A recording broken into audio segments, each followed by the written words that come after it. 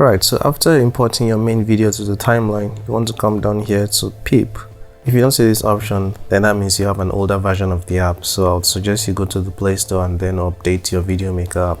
But if you have the option, then click on it and then search for your green screen. So I'm going to use this one. So next you want to adjust the position of the green screen. So for this video I'm just going to move this to the bottom left, and then I'll tap on Chroma, and then you're going to adjust this color picker to the green part of the video, and then you adjust this slider until you're okay with it. So I leave mine at around 60. 58 is okay, so I'm going to leave it at that, and then I'm going to click on this. So I'm going to play the video now so you guys can see that the green screen is gone.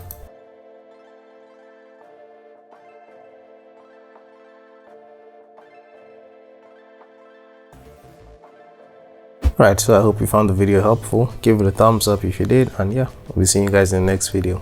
Bye bye.